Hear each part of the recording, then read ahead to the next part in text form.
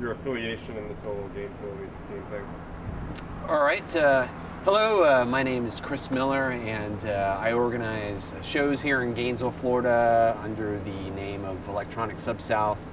And what we do is, well, actually, it's mainly just me, but what I do is I try to bring all of the musicians, all the electronic and experimental musicians together, and I try to get them to work together and put on shows, and I put on shows as well. And I'm kind of shifting focus now, where I'm going to start trying to organize other towns, like Jacksonville, Orlando, stuff like that, in order to create a network throughout Florida so all the electronic musicians start playing more shows. The reason I do this is because I like electronic music. I like all different kinds of music, but I like electronic music, and I feel that it is not representative very well in all the venues in town. There aren't enough electronic music shows, and I like going to electronic music shows, and I want there to be more electronic music shows, and there aren't. So I have to do it myself, and other musicians have to do it themselves, and we're just trying to proliferate this kind of music and a scene, I guess, if you want to call it that, and trying to, it's just a long run-on sentence there, but yeah, just, I want there to be electronic music shows. There aren't enough, and that's why I do what I do. Thanks. So there you go.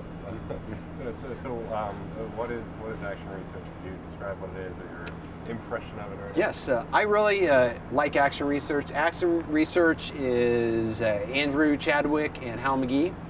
And Andrew apparently used to run a label, or maybe still does. I don't remember. It was called like Boxcar Records or something like that. And he used to do stuff before I knew him, but I didn't know about this. And in talking to him, I knew he was doing performances as Ironing. That's his alias. And after several conversations, I encouraged him to start putting on his own shows. It's something he had done before, and he kind of didn't want to do again, but he's really taken it on. And now it's there needs to be experimental shows. There just needs to be experimental shows. It's a very small audience that goes to these shows, but well, like me, I'm one of the audience. I like this kind of music or noise or whatever it is, and I like going to these shows, and without Andrew, they just wouldn't be happening. And if they were happening, they'd just be these random things you wouldn't hear about. Whereas action research tends to do regular events, and to the point where he's bringing in, like the last show, they just brought in a guy from, guys from Sheffield, England. You know, it's like, wow, I get to see international experimentalists, and he's brought in a lot of really cool people I would have never seen otherwise, like Gay Bomb, amazing,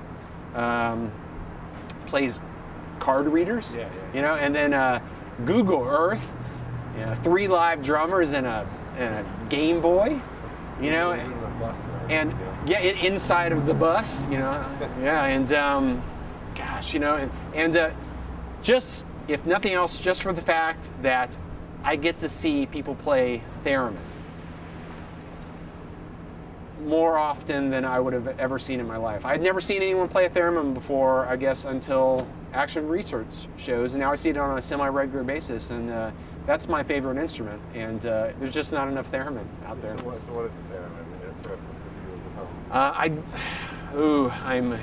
It's a shame. I really like the instrument, yet I don't really know totally what it is, but it's Leon Theremin, this guy in the early part of the 20th century created this device. I've heard rumors, something about him. He was a communist spy, and he created this device in order to gain a patent. I don't know if that's true or not, but whatever. He made this device, and you don't actually touch it. You play it, and it's based on the movement of the hands. There's 2 like kind of rod things, and as your hands get closer and move further away from these devices, it makes this kind of woo noise, kind of like in old sci-fi movies. That's exactly what it is. That's what they used, and it's if I were to play an instrument, it would be a theremin. And now I get to see people playing theremins, and I just love it. So I do not take that for granted at all. Believe me. Yeah, I love theremins. So how do you characterize the difference between like an electronic sub-south show and an actual music show? Well, the shows that Electronic Sub-South puts on tend to be. I tend to focus on bands that are more beat and melodic oriented, to the point where there is a possibility that these could be accessible to mainstream audiences, whereas Action Research is just, I mean, you really have to know kind of what to expect. I mean, you know, when you hear people say, "Oh, this is just noisy. I don't like this music." I mean, it's just noise. It's not necessarily music. It's all the sounds you don't really want to hear in daily life. You walk into a room and it's and people are into it. You know, it takes a trained ear. It's definitely a different experience. It's I would have to say Action Research shows are more punk than punk. They really are, if you think about it. Very few people are into it. Very few people want to be into it. Very few people know about it. It's a type of expression that's very important. And the way, I guess, punk was in the mid to late 70s, you know, this is what it is now. So, you know, you got the punk shows now, and all the little kids go to these shows, and they go see the bands, they get in the counterclockwise pits, and they do their thing, and it's just, that's mainstream culture. It's mainstream. Action Research shows are not mainstream. It's what punk rock was and isn't anymore. This is the new punk. It really is.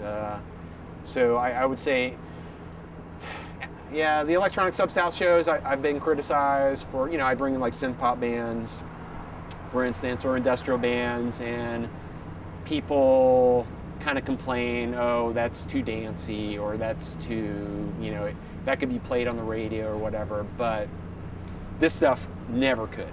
The Action Research stuff you will never hear on the radio, and well, yeah, you would. If you tune in the dial on the radio to the wrong point, that's Action Research. How about that?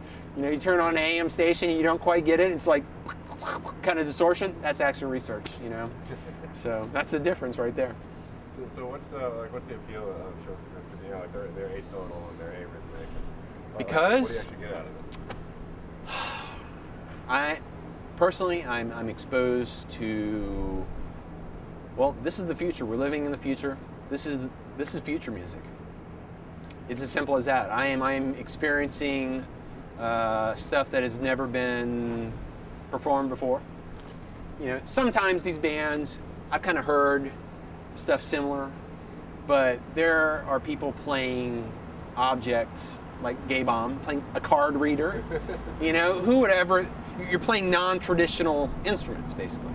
To me, it's the experience more than anything else. Visually, seeing these people play, seeing someone play a theremin, for instance, is fantastic. A card reader, 3 drummers, and a Game Boy. I mean, you know, you're just taking objects and making them into musical instruments. You know, that for me, I guess the whole experience of the process of how these performers, you know, perform. To me, that's the most exciting thing. Well, it can't be all like completely, you know, amazing thing. Like what does it sound like when it goes wrong? Like, what does the bad noise sound like? When I know you said stuff that kind of rubs you the wrong way, right? Well, yeah, you know, okay. I get in arguments with people a lot who are like inside, probably watching the show right now, and I have specific tastes. I think everyone has specific tastes as far as this goes. For instance, if there's some dudes and a chick or whatever, some chicks and a dude sitting on the floor and they all got their little guitar pedals and they're all running loops through a guitar, that's boring to me. I hate that. It's just like, ugh, you know? It's just a preferential thing. I don't know that there's subgenres of the noise experimental scene. There may be. I don't know. I know what I like and I know what I don't like. I know that if it's just some guy like blasting noise, I hate that. It's just someone expressing themselves in a kind of angsty way, but it's like really loud and abrasive. And do I want to be there? Maybe not. This music generally doesn't have typical Western, I guess, song structure. And it's very abstract. Sometimes things will appeal to me, which I never thought would appeal to me. And sometimes I go to shows, and for instance, I hated Aaron Zarzewski's performance last week. I hated it. I'm sorry, Aaron. I hated your performance. It was the worst one I've ever seen. Usually he's amazing, but But these people, they are performance artists. Some of them, others are just experimentalists, and they aren't playing songs that they pre-recorded. Usually it's improvised. So they present something, and that's the only time you're ever going to hear it. You're never going to hear it again. And you never heard it before. What Aaron did, for instance, I've never seen him play a laptop before. He's usually playing, he's got little speakers out of a car, and he's putting dimes and nickels in it, and they're all bouncing around, and he's got contact mics in that, and everything's very microtonal, and he's kind of moving stuff around on a drum head. And, this time it was a laptop, and I hated it. So whatever, that's just me. Everyone else loved it. And again, people, if I express my views, people will get all upset and say, "Oh no, it was great. Oh no, it was great." Andrew probably thought it was great. I hated it. Yeah. So like when like a particular act comes to town, where is the line between electronic subs out and actual research you guys ever have? Like do you guys ever vie for who's going to book them, or does that ever come up? No. In fact, what has happened, the reason I was trying to get Andrew to do these shows is I would get experimental and or noise musicians. They would contact me wanting shows, and I would basically say, "No, I'm sorry, this isn't what we do." I don't like saying no. I like to give people, other options. So with Andrew doing this, now I can say, "I'm sorry, we don't do this, but contact this guy." So we really hardly ever cross. Sometimes, let's say Lissaju, he does the Game Boy techno stuff. I've had him play at one of my shows. Andrew's had him play at a couple of his shows. I don't do enough shows that we'll ever step on each other's toes, and I doubt Andrew will ever book a synth pop band, for instance. Or chicken guy wants is parking back here. It's all right. Yeah, you can just park over there. All right, I'm back in the scene. All right, chicken guy. Yeah. All right, so what was the question? You answered it. All right. Yeah. Well, Okay. I thought you had like one or two other questions, but I know you got lots of places to be. But Hal Mcgee, what do you know about him? Well, Hal Mcgee's an interesting character. Gosh, I don't totally remember how I found out about him, but I do a lot of research on the interweb all the time, trying to find other musicians. The interweb's great, right? It didn't exist like 10 years ago, or before 94, right? Let's just say, right? So before that, you never knew who was in your town. Now you do. You just do a couple searches and you find out who's in your town. I found this guy, Hal Mcgee, was in Gainesville, and apparently he's this big deal kind of guy, and he used to be into the tape scene. I don't know if you know what that is, but in the mid to late 80s, a lot of experimental musicians, they would release cassette-only releases. They didn't release vinyl, and this is before CDs. They didn't release CDs, and they would trade tapes across the world, or around the world, and they would do it through like little magazine ads. It was really great, and I knew of a few of them. I never heard of Hal Mcgee, but for instance, I heard of his brother, so this guy is in our town, and I didn't even know it, and he's been doing stuff since the early to mid 80s, and I wanted to meet him, and I found out about him, and apparently Andrew had already met him, didn't tell me. So Hal Mcgee's a weird kind of guy. He's got weird, crazy hair usually. Makes him seem very unapproachable and weird. Really super nice guy. Multi-instrumentalist, very experimental.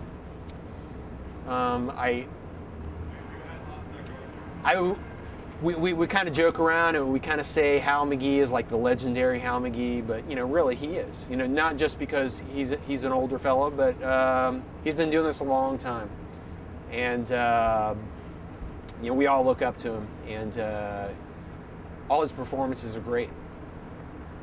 I mean, they really are. He puts a lot of his self into his performances, and when he expresses himself, he puts 100% of his energy and his creativity into his music.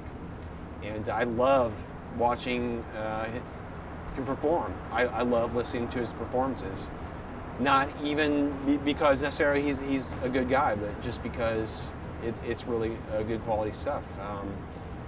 We have in our town in Gainesville, we have a legendary noisician. We do. And, it's not something to be taken for granted. Aaron Zarzewski, who, when I met him, he was from Venice, Florida. What is he, like 18, 19, something like that, right? What is he, like 20 now or something? Maybe 21? I don't know. Just him meeting Hal Mcgee, he looks up to Hal Mcgee, And so the performance that you guys filmed, last week, Aaron flew down for that. Aaron flies down to Gainesville to play action research shows. He buys a plane ticket and flies down here, and then he flies back up. And it's simply because his contemporaries, the people that he idolizes, like Andrew Ironing and Hal Mcgee, he gets to play alongside them. It's like, imagine, I'm really into the Rolling Stones or something like that, and you get to play next to Mick Jagger. It's similar to that. These are their contemporaries. These are their idols. I would say action research has something that Electronic Sub-South doesn't have, in the sense that Hal Mcgee, he's kind of like, we got like B.B. King, or what's it? No. Bo Diddley. I'm sorry, Bo Diddley in Gainesville. So he's like, an established musician. People look up to him. He's like the Bo Diddley of the noise scene. We've got this guy, in the noise scene who people look up to, and he's been doing stuff forever. And people, I don't know if they emulate him necessarily, but I know that Aaron Zarzewski picks stuff up from him, learns from him. Electronic Sub-South, we don't have any established, big, long-time electronic musicians, because Florida just really isn't like that, I guess. We don't have like any big bands like Duran Duran or anything like that here, right? So yeah, I guess, I don't know, Skinny Puppy, let's say. There's no Skinny Puppy from Florida. There have been electronic bands in the past, but they're just kind of obscure bands. Oh, we had the Causeway. What's that? The Causeway. Yeah, they're on Alternative Tentacles, which is Jello Biafra's label from Dead Kennedys. And the Causeway, I would probably say, are probably the biggest electronic band to come out of Gainesville. But like you just said, who are they? We don't have anyone readily known in the electronic scene, the more accessible electronic scene. Or like, let's say, Depeche Mode. There's no Depeche Mode from Florida. There just isn't. A Flock of Seagulls used to live in Miami, but whatever. They don't live here, so what can we do? Who needs them? Well, I do. I want to see them. Go to the dog track and show them. I guess I got one last question. What did you guys done? Hey, check out that guy smoking weed over there in the car. I'm doing an interview, John. Check it out, man. Yeah. All right. So what about are there scenes like this in other parts of the country and the world? How does the Gainesville one compare to them? Okay. Are you talking about action research? Okay. All this. All right. Well, let's just say I find the experimental noise scene to be this very amazing thing. These guys that play these shows, they'll drive in from seriously, like California, New York, and stuff. And I mean, isn't there a guy here tonight from like North Carolina or Georgia or South Carolina or something, and like rock band, right? Yeah. The other thing with I mean, Miami. there's like what, 20 people in there? Yeah. He's not going to get any money. None of these people are going to get any money. It astounds me. These people will play for these very small audiences. It's the same everywhere. They'll play for like 20, 30, 40 people, and they'll get a minimum amount of, payment. I don't know if that's important to them. It's just the expression is important to them. And it happens everywhere throughout North America, as far as I know. They have a very good network built together where they talk to each other and they set up shows and like, oh, hey, I'm touring, will you set me up a show? Oh, sure, yeah, and that's what, that's what Andrew does. Electronic Sub-South? No, there's not. I think what we're doing is exclusive to Florida, just because, I don't know why it is, but because we're organized. And we're activists in a sense, and we keep putting on shows. People contact me all the time wanting to play Electronic Sub-South shows. I have a waiting list, of people that want to play, it's sitting in my room. And I don't know, I'm just assuming, but from what people tell me, there aren't regular events where, like synth pop bands or industrial bands or IDM guys can play. There's something in Miami with the Creature Tweaker Council that's just exclusively IDM and experimental stuff, but no industrial bands play there, no synth pop bands play there, for instance, no Bliss Out bands or drill and bass or anything like that, Electro Clash, anything. So I think what we're doing, at least in Florida, people, I had a guy contact me from Sheffield, England, saying that Gainesville is the new Sheffield, which I don't know. I don't know if I agree with that, but maybe on the outset it seems like that because we have things going constantly. Maybe it's just the hype that makes it seem exciting. We have like 60, 80, 100 people show up for a show to see unknown, obscure bands, and from Florida, which is great. But they're not played on the radio. They'll never be played on the radio the way things are going because they're not hip hop and they're not country and they're not new metal. That's just the way it is. So I mean, I've worked very hard over the past 4 years, and I don't take that for granted, and I don't think other people take it for granted either. What we do, there is an audience for it, and I would have to say it's very exclusive to Florida. So one last thing, with you and Andrew and Hal, what do you actually get out of organizing these things? I imagine it's gonna work. Well, myself, I get the satisfaction that I personally get to see bands that I want to see. As simple as that. Also, I feel I'm doing something very important. What I've realized over the past 4 years is that it takes certain personality types to make this kind of stuff happen, and maybe I don't totally know what I'm doing, but I'm determined, and I've been doing this for 4 years, and the fact that I'm losing my train of thought here, but the chicken guy walked by, so I think Andrew, the fact that, a lot of these guys are his friends. They come from other towns to play, and he gets to see his friends. Also, he gets to see bands that he wants to see, or individual performers that he wants to see. Same thing with Hal. Hal Mcgee had not played a show in 19 years until we contacted him, and he played an action research show. So he had a 19-year hiatus. So now he's doing shows again. So for Hal, you should talk to him, but I think he's getting to express himself in that way. I would say right now, though, a lot of us are kind of burnt out a little bit It takes a lot of work. There's a lot of stress. There's a lot of drama. People, getting upset because they don't get to play every show, for instance. Whatever. Whatever. Everyone, I would have to say anyone could do this. Anyone. It takes motivation. It takes showing up to a venue and being a professional and not getting drunk. One thing I do, and one thing I know Andrew does, is these bands, the venues, they take all this money from the door, and there's no money for the bands usually.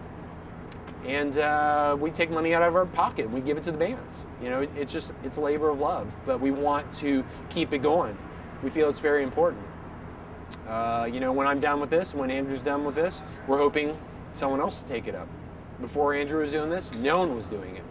There was a guy in the mid-90s named Howard Stelzer. He was putting on noise shows. He runs a label up in Boston called Intransitive Recordings.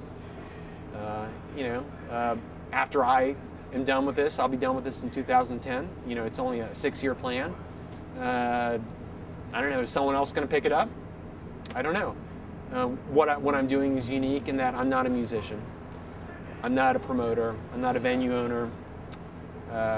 So when I put on the shows, it's just my personal preferences. Obviously when I, choosing the bands to play, but because I'm not in a band, I don't play. I'm not taking money for myself. Things like that. There isn't conflict of interest. Whereas these bands, they're putting on shows for themselves, but what are they getting out of it? They usually play their own shows, for instance. I don't know. I just feel I'm doing something really important. I really do, and I think what you're doing right here, documenting, I think that's important. I like to document. I usually film the performers playing our shows because 20 years from now, when we have all this documentation together, Gainesville will seem even bigger than it actually was.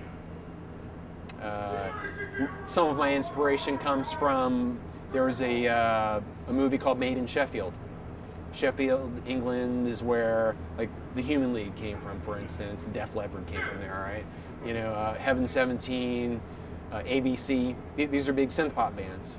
But there was a big scene there, late 70s, early 80s, of all of these electronic bands. There was never electronic music before, really, to where it was played on the radio. And this is where a lot of them came from, in England. And then they came over to the United States, played the United States, and then, now you have 80s night, right? Well, that's what 80s night was. That's what new wave was. That's what synth pop came from. That's, what different kinds of electro came from. And there was a documentary called Made in Sheffield, and people had the foresight to document that scene. And, now you can rent the DVD and watch it, and it's oh, wow, Sheffield this, Sheffield that. Well, Gainesville this, Gainesville that. No one else, as far as I know, is really documenting their scenes. You see things on YouTube every now and again, but we're filming shows, you're doing interviews, I've done interviews, other people have done interviews. Some point, 10, 20 years from now, people will think, oh, Gainesville was this hot spot. I don't know, maybe it was, maybe it is, but no one else is documenting their stuff, and all that matters is, do you have it captured on film? That's all that matters. All right, well, thanks a lot, Chris. Okay. All right. Come give me a hug on film. Thanks, buddy. Yeah, I love you. And I wish you would make your stinking music too, man. Yeah, one day I will. Yeah, I know. You're an artist. Artists got to drink. Artists got to party. Yeah. Express yourself, though, man. I'm glad you're doing this. Yeah, me too.